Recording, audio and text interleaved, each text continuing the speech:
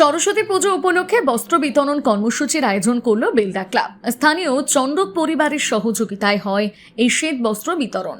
জানা গিয়েছে, বেলদা ক্লাবের সরস্বতী পুজোর সময় প্রতি বছর চন্ডক পরিবারের সহযোগিতায় এলাকার মানুষদের শীত বস্ত্র বিতরণ করা হয়।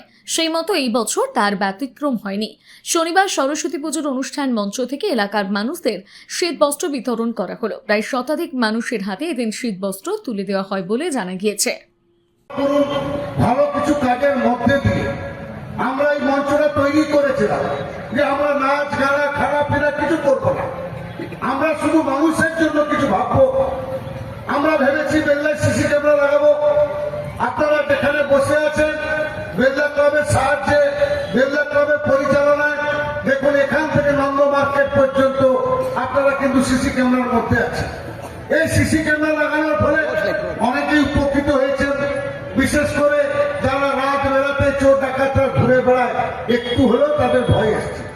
নমস্কার কেশিয়ারিবাসী, গ্রাম বাংলার ঐতিহ্য আর সংস্কৃতির মেলবন্ধন নিয়ে ফের সেজে উঠেছে আমাদের মাটি। ফের সেজে উঠছে আমাদের মাটি। শুরু হচ্ছে কেশিয়ারি মেলা ও লোক সংস্কৃতি উৎসব 2026। বিমলেশ্বর মাঠের সেই চেনা ধুলো, লোকগানের সুর আর হরেক রকমের পসরা নিয়ে আমরা আসছি আগামী 8 এপ্রিল 2026 থেকে। হারিয়ে যাওয়া লোক সংস্কৃতি আর প্রাণের উৎসবে মেতে উঠতে আপনি সপরিবারে আমন্ত্রিত। স্থান কেশিয়ারি বিমলেশ্বর মাঠ। পরিচালনায় কেশিয়ারি মেলা ও লোক সংস্কৃতি উৎসব কমিটি। মনে রাখবেন, আগামী 8 এপ্রিল দেখা হচ্ছে মেলা প্রাঙ্গণে। নিজেকে আপডেট রাখতে ফলো করুন সানন্দা নিউজ।